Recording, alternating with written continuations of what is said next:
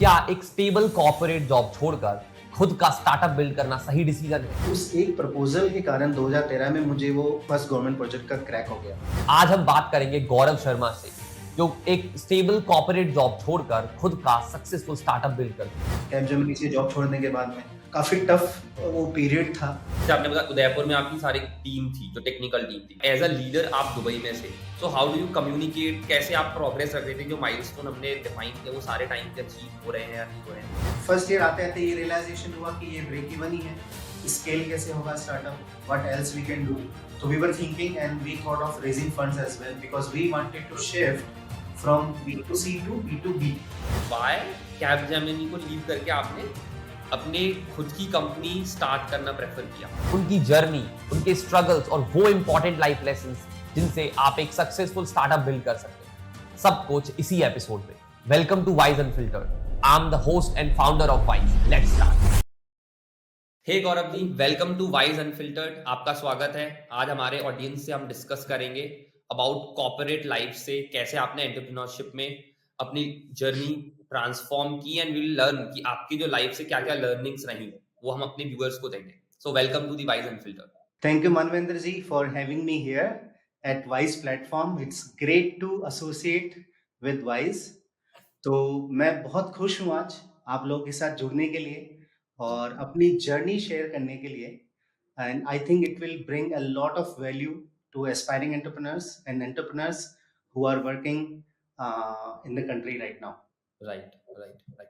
So our overall theme for today's podcast is कि हम समझेंगे एक कॉर्पोरेट पर्सन जो पिछले 5 साल से 10 साल से कॉर्पोरेट में काम कर रहे हैं, दे आर नाउ थिंक कि अब स्टार्टअप में शिफ्ट करना है, को कैसे करे? बिकॉज कॉर्पोरेट से लोग थक चुके हैं काम कर करके, उनके वर्क लाइफ बैलेंस नहीं मिल पा रहा है, स्ट्रेस बहुत ज्यादा हो रहा है। सो नाउ पीपल वांट कि वो स्टार्टअप करे अपना। बट जब स्टार्टअप करने जाते हैं तो उसके बहुत सारे अलग चैलेंजेस होते हैं, बिकॉज कॉर्पोरेट में आप किसी एक चीज पे काम कर रहे होते हैं। आप अगर टेक में है तो टेक पे काम कर रहे हो, मार्केटिंग में काम हो तो मार्केटिंग में काम कर रहे हो। बट जब आप स्टार्टअप में आते हो तो आप एक मल्टीटास्किंग रोल में आ जाते हो, हर Right. चीज को आपको हैंडल करनी होती है इनिशियल स्टेज पे, तो वो एक अलग तरीके का चैलेंज होता है। So we'll understand from your journey कि आपकी कॉर्पोरेट लाइफ कैसी रही, आपने वहां से क्या लर्निंग्स ली, एंड जब आपने अपना स्टार्टअप किया तो वहां पे क्या चैलेंजेस थे, उनको कैसे टैकल किया, एंड उसको लोग अपनी लाइफ में कैसे इंप्लीमेंट कर सकते हैं। So we'll first start from your corporate journey कि आपका फर्स्ट जॉब कैसा रहा, कैसे आपको वो मिला, वहां पे क्या क्या चीजें रही। जरूर। So let's go back in time. हम 2007 में चलते हैं। मैं मेरी इंजीनियरिंग के थर्ड ईयर में था जब मेरा कैंपस प्लेसमेंट हुआ। Okay. और मैंने मेरी इंजीनियरिंग जयपुर से करी है, इलेक्ट्रॉनिक्स एंड कम्युनिकेशंस में। तो उस वक्त ये थोड़ा सा मैं 2 साल और पहले जाना चाहूँगा। जब मैंने इंजीनियरिंग ज्वाइन करी तो ज्वाइन करते ही, क्योंकि मैं हिंदी मीडियम से आता हूँ, तो मैं फर्स्ट ईयर में ही फोर्थ ईयर स्टूडेंट्स के साथ में अपनी इंग्लिश पे काम करने लग गया। I used to prepare for interviews. मैंने अपनी इंग्लिश कम्युनिकेशन पे काफ़ी काम किया। जो लोग उस वक्त प्लेसमेंट्स की तैयारी कर रहे थे। तो उसके बाद में जब 2007 आया तो it the communication part specially, मैं सारे इंजीनियर्स को जो अभी स्टडी कर रहे हैं और जो भी अभी बीकॉम और बीएससी और अदर ग्रेजुएशन में हैं, मैं उनको कहना चाहता हूँ कि अपनी कम्युनिकेशंस पे खास ध्यान दें। ये लाइफ लॉन्ग आपको पे करती है। आप एंटरप्रेन्योर हो, आप फ्रीलांसर हो या आप कोई कॉर्पोरेट जॉब में हो, सब जगह आपको कम्युनिकेशंस बहुत काम आता है। और ये मुझे प्लेसमेंट्स के टाइम पे काफ़ी काम आया जब कैपजेमिनी आई, क्योंकि मेरा केस थोड़ा डिफरेंट था। मैं 12th में फेल भी हो गया था। तो कैपजेमिनी एक ऐसी कंपनी है जो 2008 में, 2007 या 8 में तब उनको जो उनका रिक्वायरमेंट था वो करीब 65% एग्रीगेट आपका बीटेक या जो बैचलर ऑफ इंजीनियरिंग 2008 से पहले होता था उसमें आपका होना चाहिए। तो उससे पहले आई हुई करीब 15 कंपनीज में मैं इस कारण बैठ नहीं पाया और मेरे पास एक ही चांस था, तो उसको मैं बिल्कुल भी जाने नहीं देना चाहता था। तो मैंने काफ़ी अच्छे से प्रिपरेशन करी। तो सबसे पहले टेस्ट हुआ, एक रिटन टेस्ट, उसमें रीजनिंग, इंग्लिश, बेसिक मैथ्स वगैरह के क्वेश्चंस थे, वो मैंने सबसे पहले क्रैक किया। उसके बाद हुआ ग्रुप डिस्कशन। ग्रुप डिस्कशन करीब 30 मिनट्स का हुआ। उसमें मुझे जो टॉपिक उस वक्त मिला था वो था एमबीए और जॉब, आप किसको चुनना चाहते हैं। और उस वक्त मैंने जॉब को प्रेफरेंस दी क्योंकि इंजीनियरिंग के बाद मुझे एमबीए करने का कोई लॉजिक नहीं बनता उस वक्त मुझे, क्योंकि एक्सपीरियंस गेन करना था। तो उसके बाद में 1 घंटे का मेरा फिर पर्सनल इंटरव्यू हुआ। एक काफी सीनियर कैपजेमिनी के लीडर ने लिया और उस 1 घंटे के इंटरव्यू में मैंने भी काफी कुछ सीखा एंड इवन मैंने एक गाना भी गाया क्योंकि मैं ऑलरेडी सिंगिंग के प्रति काफी अट्रैक्टेड था और I used to sing a lot that time. तो ये एक्सपीरियंस काफी अच्छा रहा मेरा। फाइनली उसके अंदर सिलेक्शन हुआ। So out of may be hundreds of people I got selected into Capgemini. तो मेरा फर्स्ट जॉब पुणे में लगा और पुणे के अंदर कैपजेमिनी तलवड़े का काफी बड़ा कैंपस है, वहां पे मेरी ज्वाइनिंग हुई। इट वाज जैसे ही मैंने ग्रेजुएशन किया विद इन 1 मंथ मुझे वो ज्वाइनिंग लेटर आ गया और मैं पुणे शिफ्ट हो गया और मैंने वो जॉब ज्वाइन कर लिया। तो ज्वाइन करते ही 3 मंथ्स का हमारा ये ट्रेनिंग पीरियड था। So at the end of 3 months, आपको याद होगा 2008 में एक बहुत बड़ा क्राइसिस आया था। तो उस वक्त जो भी मेरे साथ करीब करीब हम 60 लोगों का बैच था उस वक्त, तो जो भी फ्रेशर्स हम लोग ज्वाइन किए थे उस वक्त कैपजेमिनी में, almost 90% of them lost their job, और I was among those 5 to 10% only, क्योंकि मैंने उस वक्त हमारे एक एचआर थे, उनसे थोड़ा सा गाइडेंस भी लिया क्योंकि इस तरह का क्राइसिस चल रहा था और उन्होंने कहा कि अगर आपको उस वक्त इवन श्रीलंका भी भेजे तो you can go, please go. तो उस वक्त मुझे हैदराबाद में एक प्रोजेक्ट मिल रहा था and I said yes. So fortunately I was saved and during those crisis as well मुझे हैदराबाद के कैपजेमिनी कैंपस में मुझे वो प्रोजेक्ट मिला। देन वहाँ पे करीब मैंने 2 साल काम किया and I was working on main frames as an associate consultant with Capgemini in BFSI sector, BFSI domain के projects मैं कर रहा था। So it was wonderful experience. I got client award and everything. It was great experience. उस वक्त मैं ISB campus के सामने से मेरी बाइक पे जाता था, निकलता था, सोचता था कि काश if I can get into this college someday. तो वो जब आप हैदराबाद में रहते हो then you understand the value of what ISB is and what kind of value it is producing right in the corporate world.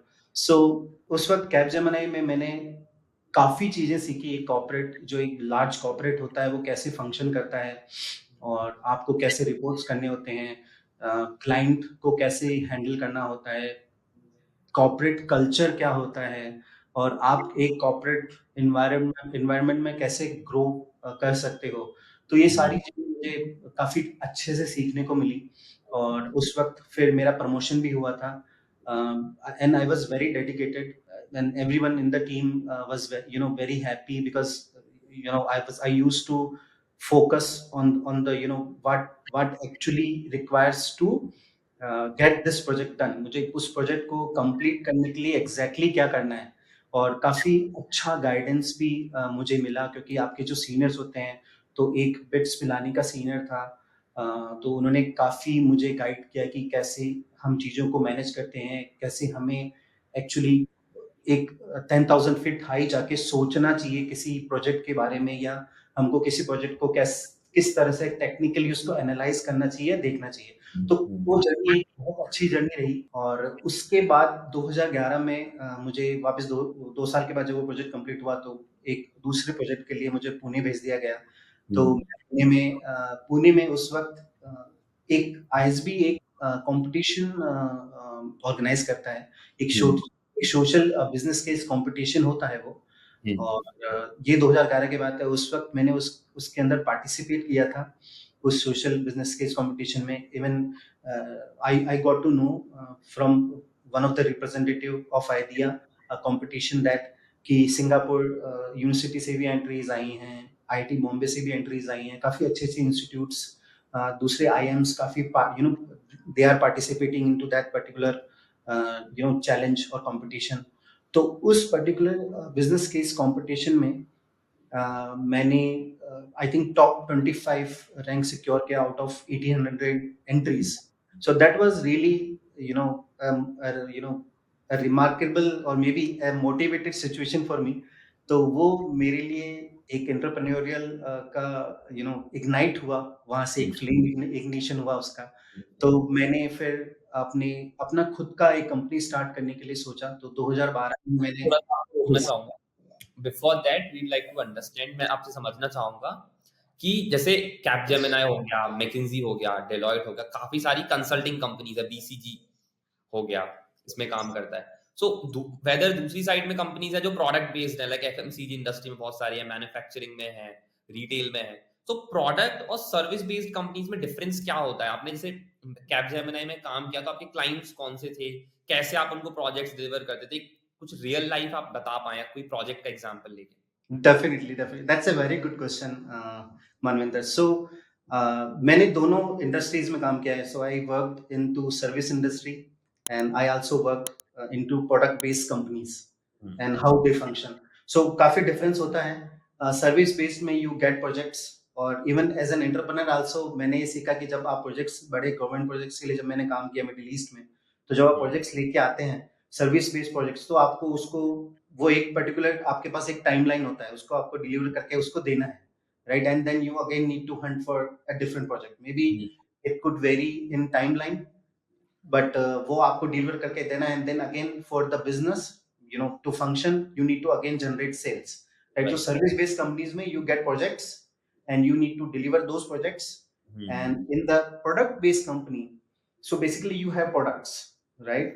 So in the product you need to sell that product into the market. तो इसका पूरा complete ही एक अलग function होता है। इसके अंदर मैंने sprints समझी, how sprints work, product management का क्या ना जबरदस्त रोल होता है एक प्रोडक्ट कंपनी के अंदर, ये मैंने समझा। It is really wonderful to understand how product managers are actually working to bring that product, catering to their audience and bringing great value, right? So product based companies का function basically ये होता है कि हम उस product को market में कैसे लेके जाएं पहला, और उसको हम, और वो market में जाके जब वो सर्विस, मतलब जब यूजर्स को वो सर्विस दे रहा है, तो उस सर्विस को हम कैसे एनहांस कर सकते हैं, कैसे उसकी वैल्यू हम उसको बढ़ा सकते हैं, यूजर एक्सपीरियंस को कैसे एनहांस कर सकते हैं, प्रोडक्ट का विजन क्या होता है, मैं उस प्रोडक्ट को, मैं यानी एक एज ए कंपनी मैं उस प्रोडक्ट से क्या करना चाहता हूँ, what I could bring into the society, right? तो और मैं किस तरह के चैलेंज सॉल्व करना चाहता हूँ, whether my audience is small or medium scale companies, or my audience is larger enterprise scale companies. तो I was very fortunate, मैंने enterprise level की companies के साथ काम किया, अच्छे बड़े AI projects पे काम किया, एक प्रोडक्ट को सेल करते हुए।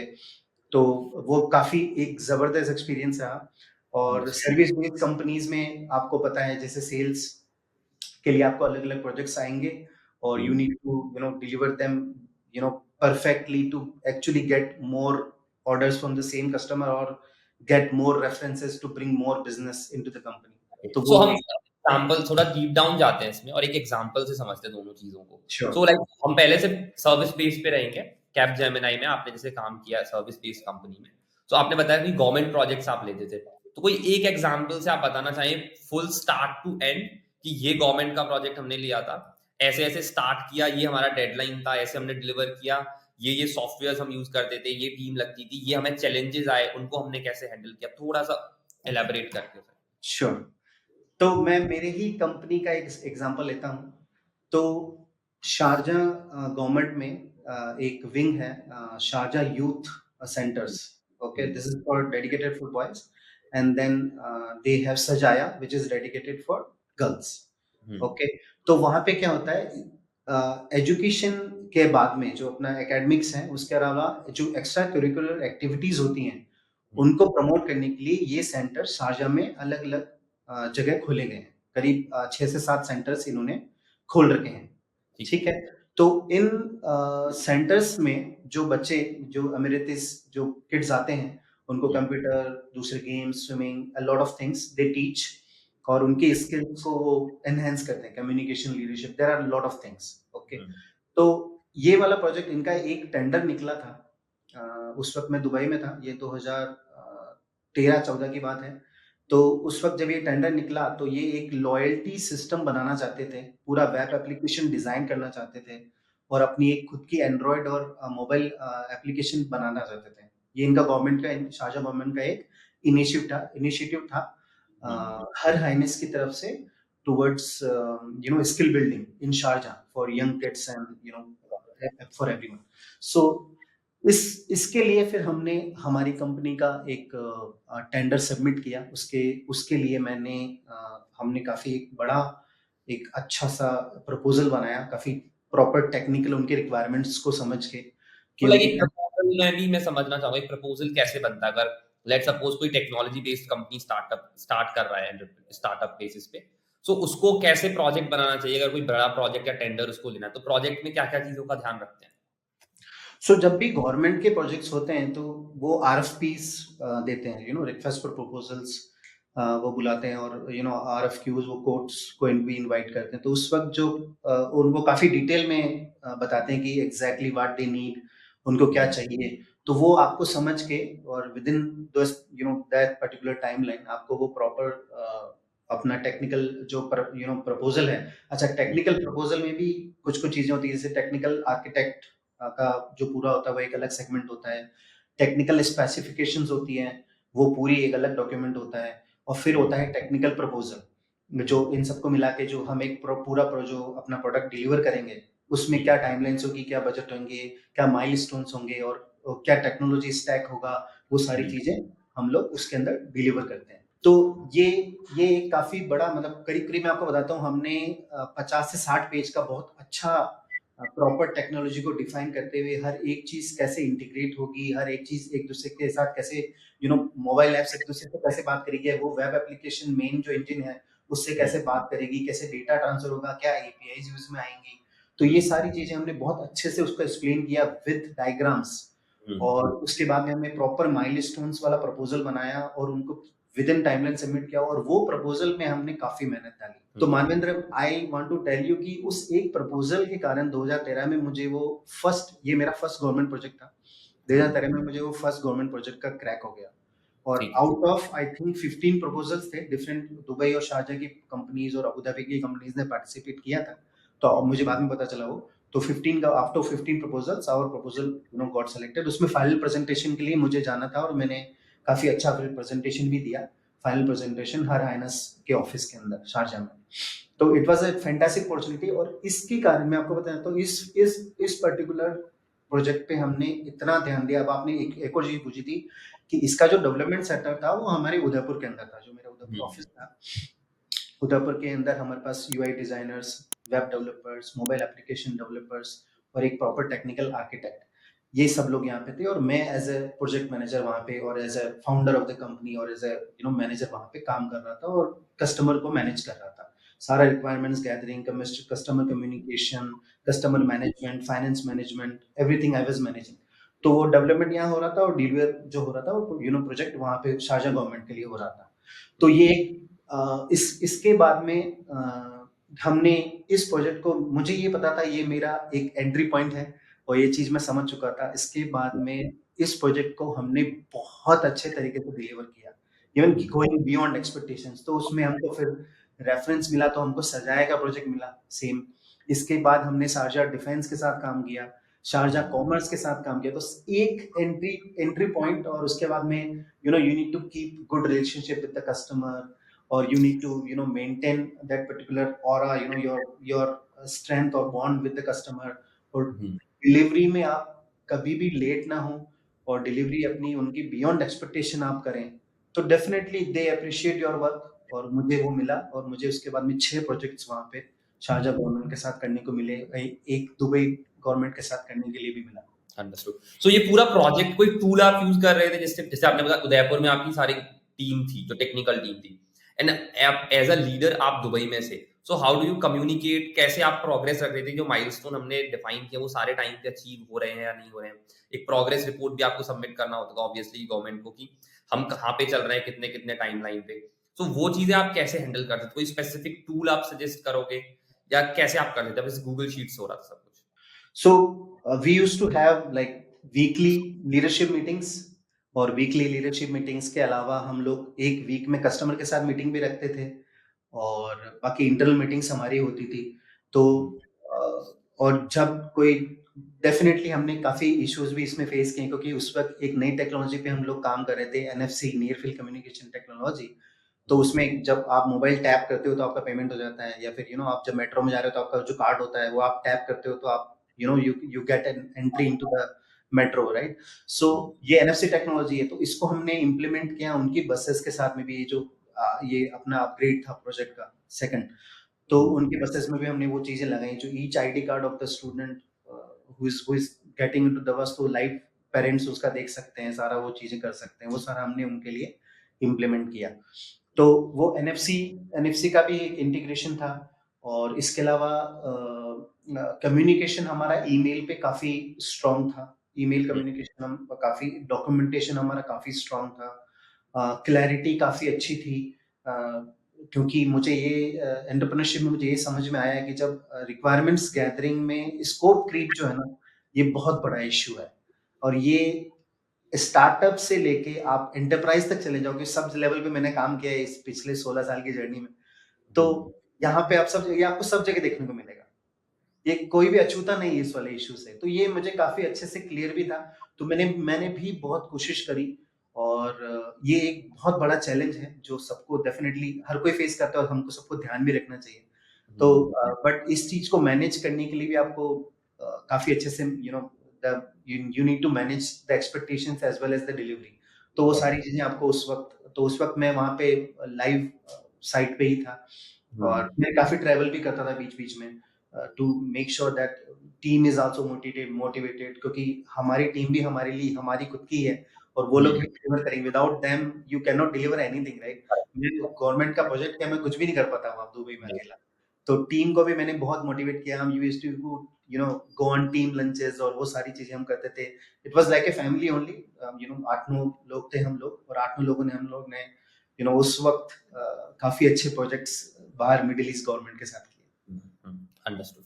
ओके, सो ये तो हो गया हमारा service part. Now next come to the product side. आपने बताया प्रोडक्ट का भी आपका एक्सपीरियंस रहा है, तो सिमिलर वे में हम वहां से भी एक एग्जांपल लेंगे and we'll understand from scratch to last कैसे प्रोडक्ट लॉन्चेस होते हैं, कैसे मार्केट चीजों को समझा जाता है, कैसे प्रोडक्ट मार्केट फिट करते हैं कोई प्रोडक्ट जब लॉन्च करते हैं। Right, okay. सो प्रोडक्ट में product is a different game, right? Product में आपको क्या होता है कि सर्विस में कस्टमर डिफाइन करता है कि मुझे क्या चाहिए, राइट? कि this is what I need. Service अलग अलग स्किल की अलग अलग कैटेगरी किसी भी चीज की सर्विस हो सकती है, राइट? मुझे वेबसाइट चाहिए, मुझे ऐप चाहिए, मुझे ऐप के अंदर ये फंक्शन चाहिए, मुझे HR का चाहिए, मुझे कुछ और चाहिए, राइट? मार्केटिंग का चाहिए। बट प्रोडक्ट में ऐसा होता है कि you build the product and you understand the pain point first, कि भाई मार्केट में क्या पेन पॉइंट है, राइट? तो अभी मैंने जैसे एक कंपनी के साथ रिसेंटली काम किया, कैलिफोर्निया बेस्ड कंपनी है वो, this chain rocket, right? So what they do is they provide synthetic data. Synthetic data क्यों, ये बहुत जरूरी है अंडरस्टैंड करना, क्योंकि क्या होता है कि एंटरप्राइज एनवायरनमेंट के अंदर काफी बड़े सिस्टम्स होते हैं, राइट? तो और उन लोगों को उस वक्त टेस्टिंग के लिए काफी फ्रेश डेटा चाहिए होता है, बैचेस में चाहिए होता है। Explain the term synthetic data काफी इजी, मतलब हमारे व्यूअर्स के लिए सिंथेटिक डेटा तो एक काफी कॉम्प्लेक्स वर्ड हो गया है। सिंथेटिक डेटा मतलब कृत्रिम डेटा, बनाया हुआ data. It's not original data which is generating. So अब मैं आपको बड़ा इजी एक एग्जांपल से समझाता हूँ। तो जैसा क्या होता है, आप जाते हो कभी UPI करते हो, राइट? तो वो एक ट्रांजेक्शन हो गया, it's a factful data, you can track that data. But synthetic data is the data that you make, जो आप खुद बनाते हो, ओके? सिंथेटिकली जनरेट करते हो, विच हैज नो ओरिजिन। ये आपने बनाया है डेटा, आपने जनरेट किया है किसी एक टूल की मदद से, या एक किसी एक पर्पस को सॉल्व करने के लिए, और किसी एक पर्टिकुलर टाइप का डेटा आपने बनाया है, राइट? तो क्या है कि वो जो टूल है बड़ा जबरदस्त टूल है। I was fortunate to work with Fortune 500 companies, big technology giants. तो उनके लिए हम लोगों ने क्या किया था कि उन लोगों को अब अच्छा, आप ये समझते हो BFSI बैंकिंग वगैरह में हम लोग को क्या है कि काफी डेटा की जरूरत पड़ती है टेस्टिंग के लिए। बड़े बड़े सिस्टम्स होते हैं, और बड़े बड़े data chunks they need to test दो सिस्टम्स, क्योंकि बहुत सारे ट्रांजेक्शंस भी फिर आ रहे हैं, राइट? और इतना जब लोड आता है तो उस पूरे सिस्टम को वो हिला देता है, राइट? तो उसको उस लोड को भी मैनेज करने के लिए सिंथेटिकली आपको billions of rose, billions of data का जरूरत होता है, to make sure that system performs. जब आपके यूपीआई के बिलियंस ऑफ ट्रांजैक्शन उसके ऊपर आएंगे तो वो उसको झेल ले, उसको मैनेज कर ले, राइट? तो वो सिंथेटिक डेटा हम लोग एंटरप्राइज कस्टमर्स को देते थे इन अ पर्टिकुलर फॉर्मेट, वो उसको किस तरह के आउटपुट में उनको चाहिए होता था। तो it's a product, right? So what we understood, it's a product, it's a very large enterprise level product where you can get the data, synthetically for whichever application you require, right? तो ये एक बहुत ही बड़ा product था। उसके ऊपर फिर अब प्रोडक्ट्स में अब क्या होता है कि डिफरेंट लेवल्स होते हैं। प्रोडक्ट में क्या होता है कि आप प्रोडक्ट मैनेजमेंट जो होता है, कोई पूरा अलग पार्ट होता है। प्रोडक्ट मार्केटिंग का पूरा अपना एक अलग सेगमेंट होता है, राइट? Product engineering, right? उसमें उसके अंदर वो इंजीनियर्स जो होते हैं वो प्रोडक्ट मैनेजर्स के साथ काम करते हैं। और इसके अंदर हमको फिर प्रोडक्ट लीडर होता है जो पूरा प्रोडक्ट को मैनेज करता है कि अब वो बाहर जाके देखता है कि क्या पेन पॉइंट्स हैं, हमको क्या चाहिए, और how we can actually build, अगर एग्जिस्टिंग प्रोडक्ट है तो क्या हम नए तरीके से उसको सॉल्व कर सकते हैं। और मैं अभी जैसे नया चल रहा है काफी AI, right? How could I integrate AI into my product, right? And then I bring maybe 100 times more value for my customer। और उस या फिर मैं उसको इंटीग्रेट करके जो है कोई अभी जैसे most of the applications are using chatbot. अभी AI चैटबॉट का काफी ज्यादा चल रहा है। अभी बीच 2024 में हमने देखा कि जेन AI का काफी ज्यादा चला, तो लोग जनरल आर्टिफिशियल इंटेलिजेंस की तरफ जैसे हम बढ़ रहे हैं तो जेन AI भी काफी चला। और अभी जो है 2025 में हम देख रहे हैं एजेंटिक AI, ये एक बहुत बड़ा जबरदस्त माहौल बना हुआ है, टेक वॉर टाइप चल रहा है। तो ये क्या है? ये सब प्रोडक्ट्स है, राइट? ओपन चैट जीपीटी क्या, इट्स अ प्रोडक्ट।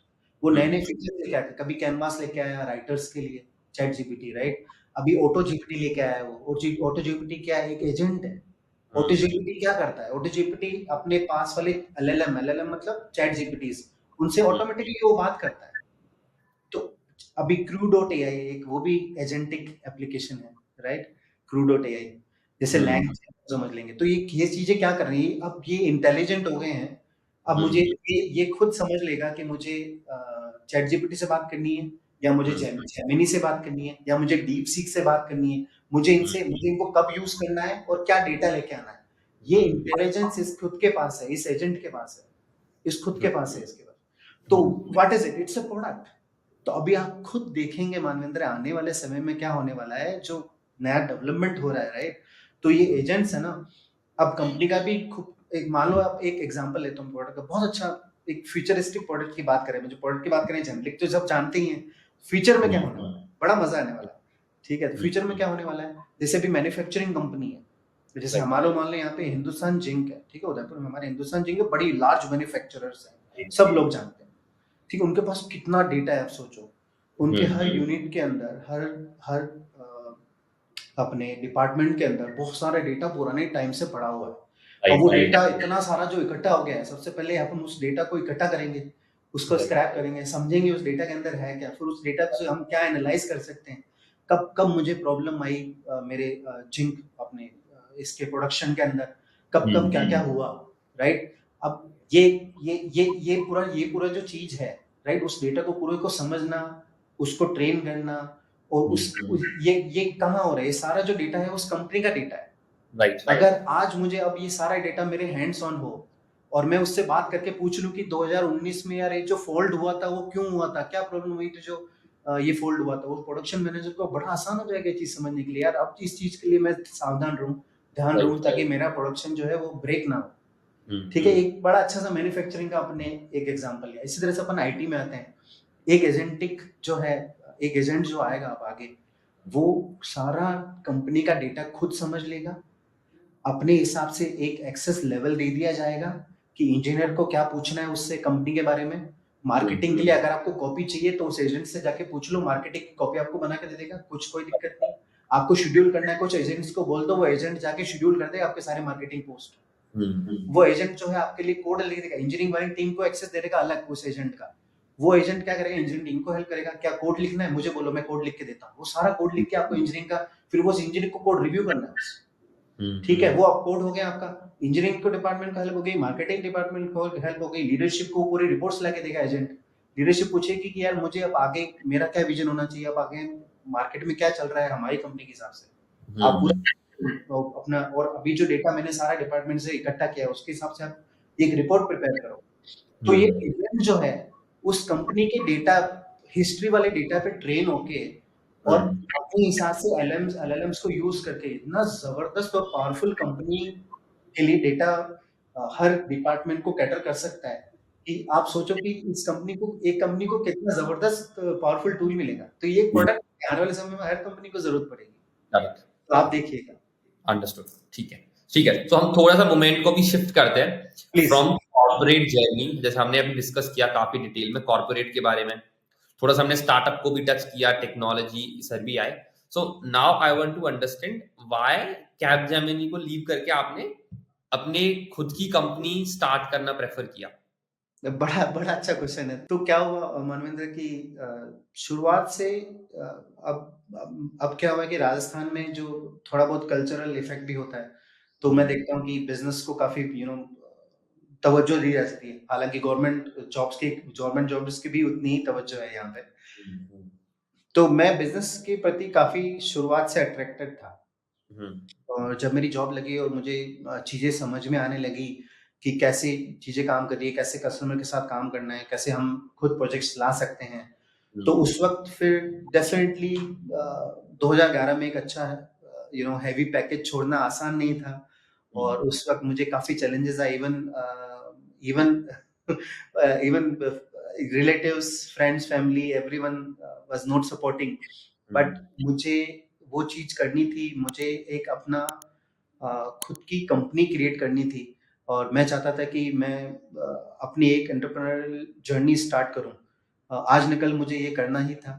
तो मैंने वो जॉब फिर, और जैसा मैंने बताया, वो आईएसबी आइडिया वाला जो बिजनेस केस कंपटीशन था उसने भी काफी हमारे अंदर मोटिवेशन की आग लगा दी कि नहीं, अब तो एंटरप्रेन्योर बनना ही है। तो 2012 में फिर शुरुआत में मैंने वो कंपनी छोड़ी और अपना खुद का कंपनी स्टार्ट किया। Understood understood. सो मैं इसमें एक स्टेप और डाउन जाना चाहूंगा। बिजनेस ही क्यों आपने समझा कि मेरे को कंपनी तो स्टार्ट करनी ही थी, मेरे को इंटरेस्ट था, बट व्हाई कंपनी क्यों? So earlier, creation, right. उस वक्त मैं ये चाहता था कि मैं कुछ क्रिएट करूं।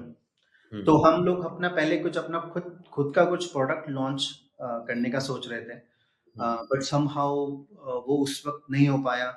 और 3 साल की जर्नी थी कॉर्पोरेट की, सिर्फ 3-3.5 साल की। उस वक्त मेरे पास जो भी थोड़े बहुत सेविंग्स था, मैंने उस कंपनी के अंदर वो डाल दिया।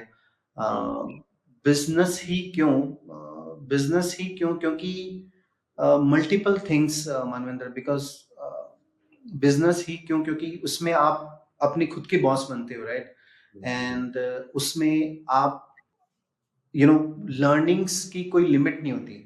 जब आप कॉर्पोरेट में काम करते हो तो आप एक पर्टिकुलर फंक्शन के अंदर काम कर रहे हो, उस फंक्शन के अंदर भी एक कोई पर्टिकुलर सब फंक्शन के अंदर काम कर रहे हो। But entrepreneurship is wild.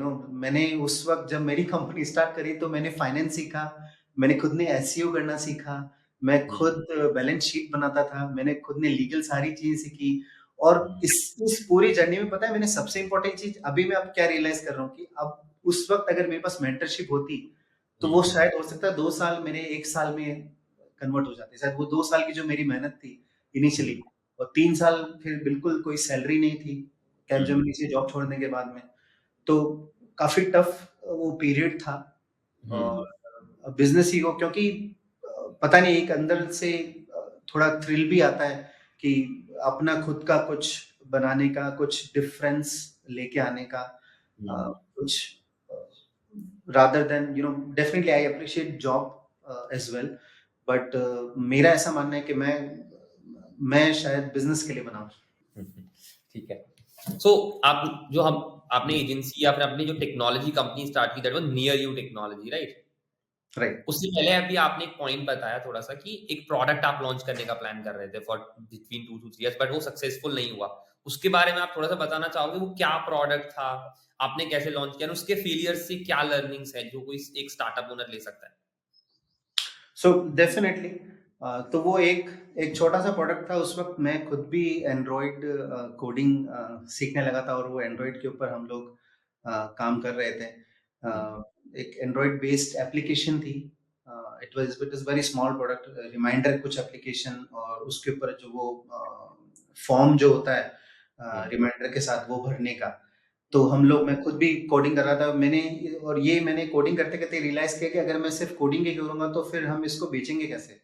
तो जब मैं मार्केट में गया, तो जब मुझे फर्स्ट टाइम एंटरप्रेन्योर को बहुत चैलेंज होते हैं, तो मुझे कुछ समझ में नहीं आया कि मैं बेचूं कहाँ और ये बेचना किसको है। तो who is the target audience, very critical point, very important. Target geography क्या है आपकी, और ये सारी चीजें हम मेरे लिए बिल्कुल यू नो नई थी, क्योंकि इंजीनियरिंग के बाद आप कॉर्पोरेट में चले जाते हो, कॉर्पोरेट के बाद फिर आप बिल्कुल खुले मैदान में आ जाते हो, तो आपको समझ में आती है कि चीजें एक्चुअली कैसे काम करती है। तो उस वक्त एक अपॉइंटमेंट लेने के लिए भी मुझे महीना भर लगता था। और मैं उस वक्त ट्रैवल करके, जैसे मैंने एक काफी बड़ी कंपनी है बॉम्बे की, मोबाइल की, उसके सीईओ के साथ मुलाकात करी। मैंने अशोक बियानी फ्यूचर ग्रुप के लीडरशिप टीम के साथ मुलाकात करी, टाइम्स ऑफ इंडिया की लीडरशिप टीम के साथ मुलाकात करी, उनके साथ प्रोजेक्ट्स के, मेक माई ट्रिप की टीम के साथ मुलाकात करी। तो वो सब उस वक्त जो है बड़ी मुश्किल से अपॉइंटमेंट मिल पाता था, और जाके हमको वो करना पड़ता था। ये मैं थोड़ा सा आगे बता रहा हूँ, पर मैंने, आप वो प्रोडक्ट की अपन जब बात करते हैं, तो वो प्रोडक्ट में मैंने टेक्निकली ये सीखा कि नहीं, मैं ये प्रोडक्ट जब मैं मार्केट में उसको लेके गया फटाफट से, quick, like when you develop product and you want to sell it, तो मुझे समझ में आया कि नहीं, इस तरह से नहीं होगा। मुझे उस वक्त वो प्रोडक्ट आइडिया ड्रॉप करना पड़ा और सर्विस में ही जाना पड़ा to get actual sales, because उस वक्त मुझे प्रोडक्ट का कोई आइडिया नहीं था। उस वक्त इतना प्रोडक्ट मैनेजमेंट या प्रोडक्ट उसका इतना वो भी नहीं था चलन, या और मेंटरशिप का भी बहुत अभाव था, गाइडेंस की बहुत कमी थी, अदरवाइज मैं उसको परस्यू भी करता आगे। कुछ अच्छे आइडियाज भी थे, बट उसको ड्रॉप करना पड़ा। हमने ये समझ लिया कि आपने काफी सारे प्रोजेक्ट किए एजेंसीज के लिए, बहुत बड़े बड़े कंपनीज के साथ में आपने काम किया, दुबई भी बैंक के साथ में काम किया, दुबई की शारजाह के साथ में आपने काम किया। सो उससे पहले का जब आपने एजेंसी स्टार्ट किया तो ऑब्वियसली एक स्ट्रगल फेज रहा होगा आपको, तो वो आपने कैसे ओवरकम किया, वहां पे क्या क्या चैलेंजेस आए, वो उससे मैं सीखना चाहूंगा। राइट। सो जो फर्स्ट ईयर की हमारी जर्नी थी ओवरऑल, वो हमारी जर्नी थी नियर यू के अंदर B2C की, बिजनेस टू कंज्यूमर की। तो हम क्या करते थे, चाइना से NFC टैग्स इंपोर्ट करते थे, और यहाँ पे ई कॉमर्स हमने एक वेबसाइट बनाई थी, और उसके थ्रू पूरे इंडिया के अंदर हम जो NFC टैग्स चाइना से इंपोर्ट करते थे उनको कॉन्फ़िगर करके हम लोग सेल करते थे। ठीक है, ये हमारा फर्स्ट ईयर था। फर्स्ट ईयर में जो था, फर्स्ट ईयर आते आते ये रियलाइजेशन हुआ कि ये ब्रेक इवन ही है, स्केल कैसे होगा startup, what else we can do. तो we were thinking and we thought of raising funds as well, because we wanted to shift from B2C to B2B, okay, where there are more profits. Okay, तो ये तो 2013 की बात है। तो वही हमने एक पूरा जैसा मैंने आपको बताया, पूरा हमने एक बिजनेस प्लान प्रिपेयर किया विद प्रॉपर फाइनेंशियल प्रोजेक्शंस, और उनको हमने फिर angel.co पे अपलोड किया। वहां से हमको 16 इंटरेस्ट आए, और उन इंटरेस्ट के बाद में हमको करीब 3 to 4 इंटरव्यूज हुए। उसमें से एक इंटरेस्टिंग इंटरव्यू जब हमारे पास आया, उससे पहले के वीकेंड की जब वो बात है कि फ्राइडे को हम लोगों ने डिस्कस किया था, मेरे और मेरे पार्टनर ने, कि अब ये चीज चल नहीं रही है, अब कैसे इसको हम करें। तो और तो फिर हमको संडे को ईमेल आया, और मंडे को जो है वो इंटरव्यू शेड्यूल था। तो जब वो इंटरव्यू शुरू हुआ इवनिंग के टाइम पे, क्योंकि जो इन्वेस्टर था वो दुबई से था, और हमारे यहाँ पे टाइम इवनिंग में था। तो उस वक्त मेरे पार्टनर जो टेक्निकल बंदा है, उसकी जो है वो इलेक्ट्रिसिटी गायब हो गई, राइट। तो उससे वाईफाई सब खत्म, और अब मैं था अकेला इंटरव्यू पे। तो करीब 45 मिनट्स हमारा इंटरव्यू चला, और बड़ा इंटरेस्टिंग कॉन्वर्सेशन हुआ, और हमारी पूरी जर्नी भी बताई, और what actually we want to do next, वो भी मैंने उनको बताया। ही अंडरस्टूड दो दैट पर्टिकुलर थिंग, या he also was interested to meet with both co-founders. तो उसके बाद में ये हमारा एक अच्छा पॉजिटिव कन्वर्सेशन था, फर्स्ट मीटिंग। उसके बाद में वो बैंगलोर आए, तो we travel to Bangalore from Udaipur, और बैंगलोर में फिर हमारी फेस टू फेस मीटिंग हुई इन्वेस्टर के साथ, और हमने प्रॉपर इन्वेस्टर डेक जो था हमारा, वो भी प्रेजेंटेशन सारा दिया।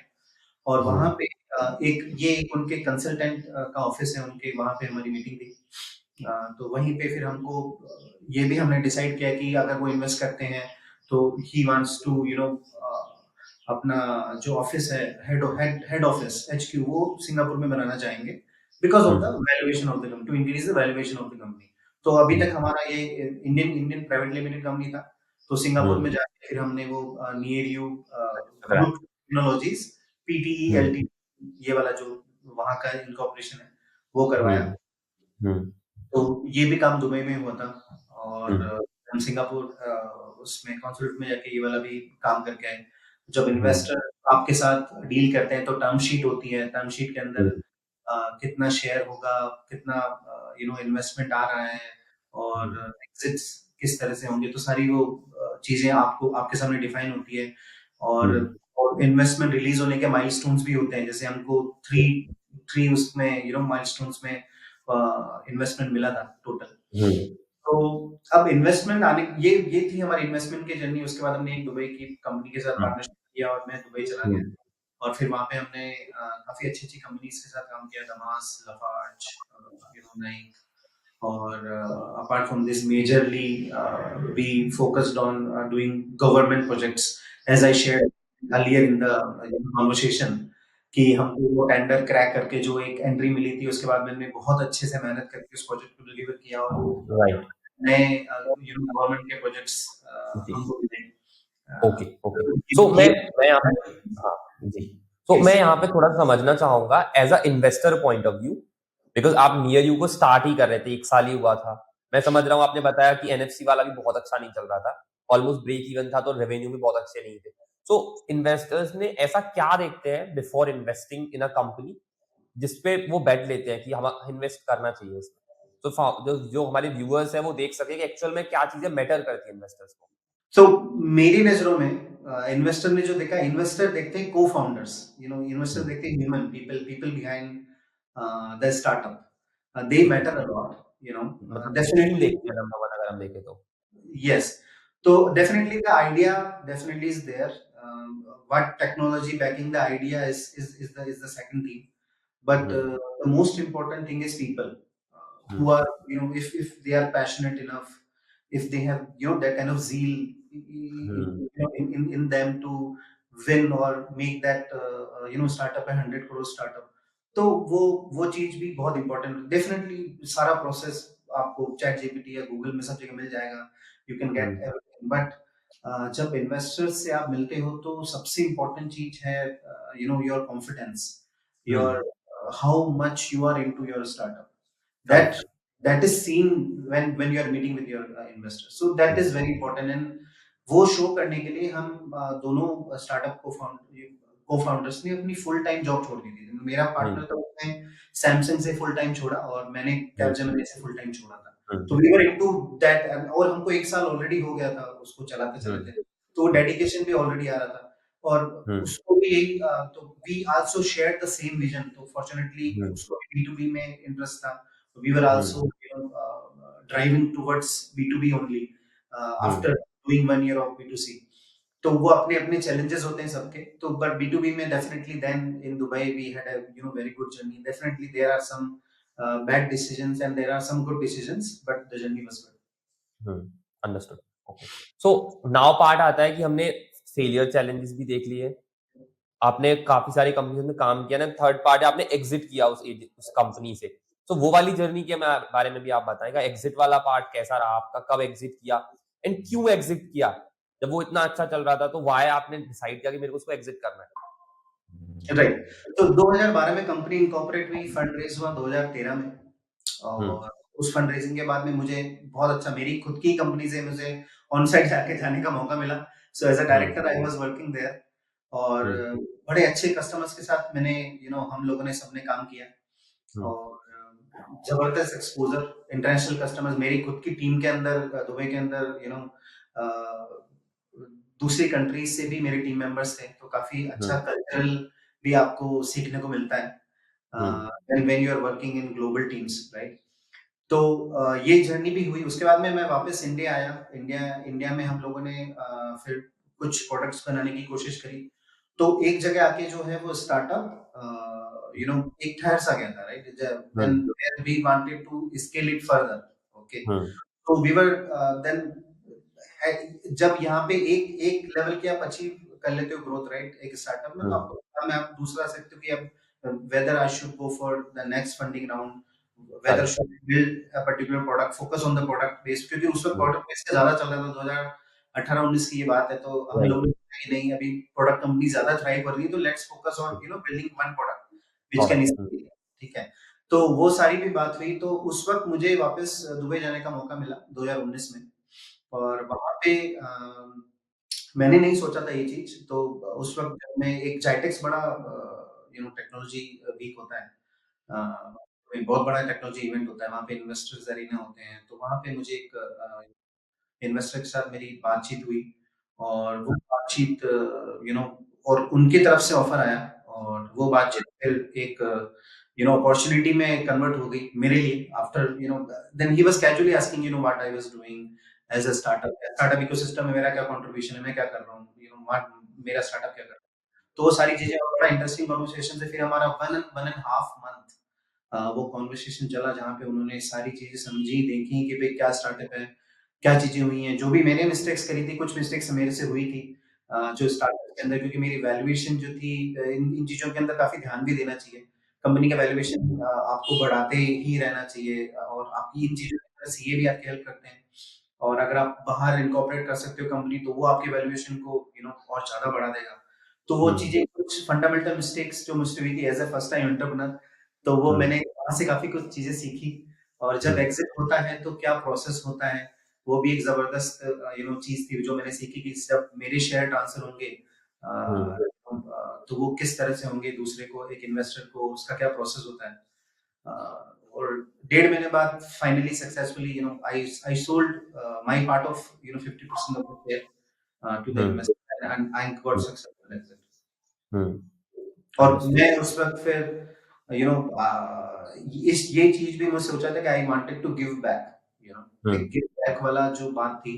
तो उसके हम्म, बाद मुझे नहीं पता था, 2019-20 की ये बात है, जब कंपनी से मैंने हम्म, एग्ज़िट लिया, तो उसके बाद मुझे एक बहुत अच्छे पर्सन से मुलाकात हुई, तो वहाँ पे मुझे बहुत ज़बरदस्त अपॉर्च्युनिटी मिली। हम्म, वो थी एंटरप्रेन्योर्स नेटवर्क की, जहाँ पे मैंने लमसम 950 टू 1000 एंटरप्रेन्योर्स को मेंटरशिप किया during Covid times as well.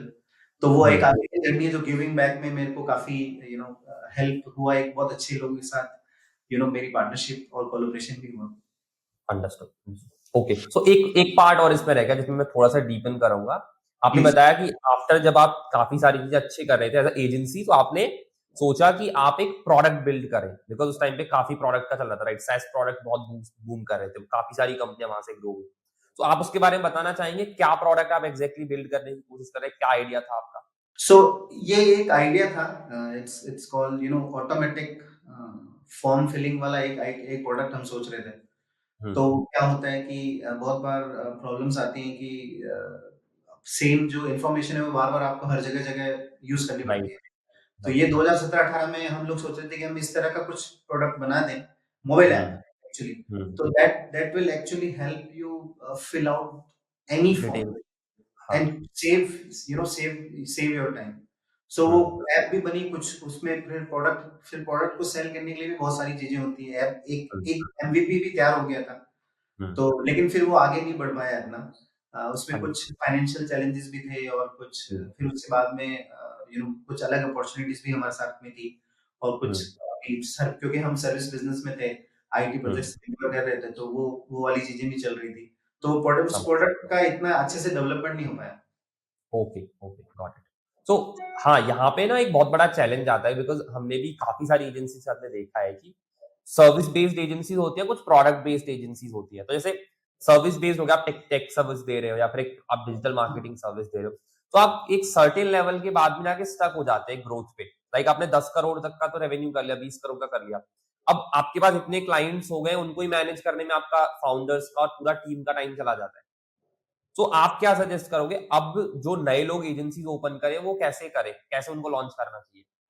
So definitely reaching to that point is really good, okay, where the founders are busy, right? और आपके आप उस लेवल तक पहुंच गए जहाँ पे आपने अपनी एटलीस्ट उस ज्योग्राफी में जिसमें आप काम कर रहे हो, उसमें आपने हम्म, अच्छे कस्टमर्स ले लिए हैं, and then you are hmm, working and आपको और जरूरत पड़ रही है कि नहीं मुझे और ह्यूमन रिसोर्स चाहिए at this point of time, definitely आपको स्केल जब अगर करना है तो स्केलिंग की मल्टीपल चीजें आपको ध्यान रखनी होती है कि भाई मुझे किस ज्योग्राफी में करना है, मेरा टारगेट ऑडियंस कहाँ पे बेस्ट है, यहाँ पे मुझे किस तरह के प्रोडक्ट्स वहां चल रहे हैं। और क्योंकि बड़ी बड़ी कंपनीज भी इवन एक अलग ज्योग्राफी में अपने एस्टेब्लिश कंपनीज भी अपने प्रोडक्ट्स को लॉन्च करने में फेल हो जाती है, तो वो सब चीजें आपको ध्यान रख के ही स्टार्ट करना चाहिए। इवन मैं ये सोचता हूँ कोलैबोरेशन और पार्टनरशिप पे आप ज्यादा ध्यान दो, if you are expanding into some multiple geography, तो मुझे हेल्प किया प्रैक्टिकली वो ये चीज थी, जिसमें एक्चुअली एक स्टार्टअप ऑलरेडी वहां पे है जो चल रहा है, और कुछ कस्टमर सेगमेंट जहाँ पे आपका ऑलरेडी बना हुआ है, तो वहां पे जाके आप डेफिनेटली एक्सप्लोर कर सकते हो और एक्सपैंड भी कर सकते हो, तो ये चीजें हेल्प करती है। Okay, so what I understood is कि आप खुद सारी चीजें मत करो, आप पार्टनर्स बनाओ अपने साथ में जो कि वो सर्विस डिलीवर करें, तो आप इजीली स्केल कर सकते हो, right? Definitely this work for me. मुझे ग्लोबल रीच मिली, मेरी कंपनी मल्टीनेशनल हुई, तो और एक आपका ज्योग्राफी भी आपको मिल जाता है, और आपका डेफिनेटली फिर आप एक अलग प्रोडक्ट सेगमेंट में घुसते हो, अगर आप प्रोडक्ट कंपनी हो, आपको एक, क्योंकि वो एक बिल्कुल अलग ज्योग्राफी है, वहाँ पे अलग तरह के सिस्टम्स, सॉफ्टवेयर्स और सेटिंग्स चलती हैं, तो आपको अडेप्ट करना पड़ता है अपने आप को, आपकी कंपनी को अडेप्ट करना पड़ता है। तो डेफिनेटली इंटेलेक्चुअली आपके इंटेलेक्चुअल एसेट्स में भी कंपनी की वो इजाफा होगा, और आपको एक ज्योग्राफिकल नीड वो भी मिलेगी, और डेफिनेटली फाइनेंस अगर आप अच्छा कर रहे हो with good solid vision and with good management, तो डेफिनेटली आपके प्रॉफिट्स फाइनेंशियल भी अच्छे होंगे। Okay, okay, got it. So हम फिर से बैक चलते हैं उसी पार्ट पे, मेंटरशिप वाले पॉइंट पे, जहाँ पे आप बता रहे थे कि आपके पास इनिशियली कोई मेंटर नहीं था, इसकी वजह से आपने बहुत सारी मिस्टेक्स की। यस। तो अब अगर लेट सपोज करंट टाइम में आप कोई बिजनेस कर रहे हो, अब आपको जरूरत होती है, या फिर आप अगर आप अब स्टार्ट कर रहे होते, तो आप किसको अपना मेंटर बनाते? So I am very fortunate to have some mentors now, because जो गलतियां होती है उससे सीखना चाहिए, राइट? तो मैं डेफिनेटली ये कहूंगा कि don't be shy, first of all reach out. बहुत अच्छे अच्छे एंटरप्रेन्योर्स हैं, and they wanted to help you, और they want to help you actually. और और कुछ डेडिकेटेड फुल टाइम एंटरप्रेन्योर्स भी हैं मेरे जैसे, जो definitely whoever is reaching me out, I with full heart I try to help. So reach out, और अपने ही आप चाहो तो definitely how you choose your mentor is second step, after reaching, when you reach out. So आप कैसे करेंगे कि अपने ही इंडस्ट्री, अपने ही जोनर के अच्छे मेंटर्स को आप देखिए, कुछ स्टार्टअप्स के जो, या कुछ अच्छे बड़े स्टार्टअप्स हैं वो ऑलरेडी एस्टेब्लिश एंटरप्रेन्योर्स हैं, उनको आप रीच आउट कीजिए लिंक्डइन के ऊपर। तो आई थिंक डेफिनेटली, क्योंकि मेरे जो मेंटर, कोई मेरे मेंटर्स ग्लोबली भी हैं, तो मैंने ग्लोबल रीच आउट भी किया, तो मेरे कुछ मेंटर्स मेरे कॉलेज आईएसबी के भी हैं, तो उनसे भी मैं काफी कुछ चीजें सीखता हूँ और पूछता रहता हूँ। then you have many medium, whichever medium they are comfortable with, तो व्हाट्सएप पे भी मुझे अगर क्वेश्चन होता है तो मैं पूछ लेता हूँ कि मैं this is where I'm stuck, this is business criticality where I'm stuck, so please help me out to think about this। तो वो चीजें आपको डेफिनेटली करनी चाहिए। तो मेंटरशिप मेरे ख्याल से इज ए ब्लेसिंग मेरी नजरों में, और सारे एंटरप्रेन्योर्स को मैं तो कहता हूँ वाइज बहुत अच्छा स्टार्टअप है, आप बहुत अच्छा इनिशिएटिव कर रहे हो, क्योंकि आप डिलीवर कर रहे हो मेंटरशिप इंस्टेंटली किसी को भी, तो वो एक बहुत ही जबरदस्त, मुझे लगता है कि एज यू स्केल, तो बहुत स्टार्टअप्स को हेल्प होगा, and they soon realising the value of mentorship as they start to grow, and with the right guidance, and they start to make some money, and scale the business or and everything। Okay, okay, okay. So now हमारा last part है rapid fire, जहां पे मैं आपको कुछ questions पूछूंगा, आपको Right। बस उनके जवाब देना है, ज्यादा सोचना नहीं है, जस्ट जो आपके दिमाग में आ रहा है उनको आप 1-2 वर्ड्स में आंसर करते जाएंगे। तो मैं ठीक स्टार्ट है, कर रहा हूँ। ठीक है। कोई एक बुक जिसने आपका एंटरप्रेन्योरियल माइंडसेट शेप किया हो? So 0 to 1, Peter Thiel, I really like it, or Lean Startup from Eric Ries is very good। Okay, okay, okay, ठीक है। कोई सबसे बड़ा रिस्क जो आपने अभी तक अपने बिजनेस में लिया हो? स्टार्टिंग, अच्छा बिजनेस के अंदर starting business is first, first of all is the courageous thing. Business risk is basically losing some of the customers, but you need to stick with your vision, and you need to move towards what is right। Okay, okay. ठीक है, कोई एक ऐसी daily habit जिसके आपको लगा हो कि ये आपको सक्सेस में हेल्प करती है? डेफिनेटली। सो मेरी दुबई की जो जर्नी रही उसमें मैंने ये सीखा कि सुबह 10 बजे तक या सुबह 11 बजे तक मैं ऑलमोस्ट अपने डे का 70% काम कर लेता हूँ। So that rest of the day, I can learn new things, interact with people, make some sales for me as a freelancer, or read some book. So जो भी मैं चाहता हूँ थोड़ा वो, तो ये चीज मैंने वहां से सीखी क्योंकि वहां पे गवर्नमेंट भी जल्दी फंक्शन करने लगती है। सुबह 7 से 2 का उनका टाइम होता है, then they go for fishing and everything. Right. Okay okay, कोई एक मिसकंसेप्शन जो आप बोले कि एंटरप्रेन्योरशिप के बारे में गलत है? कोई एक मिसकंसेप्शन, राइट, एक misconception about entrepreneurship. entrepreneurship is equal to no stability. So it's been like more than 10-12 years I'm into this, leaving the full-time jobs, but I'm really doing well and everything. So it's not like that. So be courageous and create your own, be a creator. Okay, अगर आप entrepreneur नहीं होते तो क्या कर रहे होते आप? तो मैं डेफिनेटली टीचर होता। I like teaching and I like to help others share the experience, so definitely. Okay, कोई एक ऐसा बिजनेस टूल या सॉफ्टवेयर जो आप हर किसी को सजेस्ट करेंगे, हर एंटरप्रेन्योर को? अभी तो चैट जीपीटी चल रहा है, बहुत अच्छा है। आप वो यूज करें। एक बाकी जैसे अभी मैं नए इस नए कंटेंट क्रिएशन के जोनर में हूँ। I like loom a lot, video recording, editing and everything. एक कोई स्टार्टअप और एंटरप्रेन्योर जिसको आप बहुत ज्यादा एडमायर करते हो एंड क्यों? Sahil from Gumroad, I think he built his startup without any funding, and very sustainable and scalable startup he built. So definitely it's a good one. And the bigger ones, definitely everybody likes. You know, Vijay sir from BTM, he built huge empire there in India, in Indian ecosystem specifically. Kunal, there are many great entrepreneurs here. Nitin from Zerodha, and outside I really admire, Mark. I saw social networks, so I saw his struggle and everything from his college days. Okay okay, ठीक है। So one last thing, उसके बाद हम close करेंगे। आप क्या message देना चाहोगे उन जॉब प्रोफेशनल्स या कॉर्पोरेट में जो लोग जॉब कर रहे हैं और सोच रहे हैं अपना स्टार्टअप करने का, बट अभी सोच ही रहे, कभी स्टार्ट नहीं कर पाते हो? So I would say, be courageous. पहला स्टेप आप करेज का लो, बाकी स्टेप्स में आप रेजिलिएंट रहो, तो आपकी ये जो जर्नी है एंटरप्रेन्योरशिप की, डेफिनेटली एक अच्छी सक्सेसफुल और कंसिस्टेंट जर्नी हो जाएगी।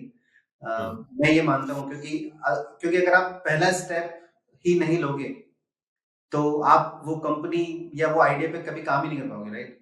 तो मैं बोलता हूँ be courageous and then be resilient. Thank you Gaurav ji, thanks for joining the podcast. Next हम कोशिश करेंगे एक नेक्स्ट और पॉडकास्ट करें आपके टॉपिक पे जो अपने फ्रीलांसिंग के बारे में बोला था।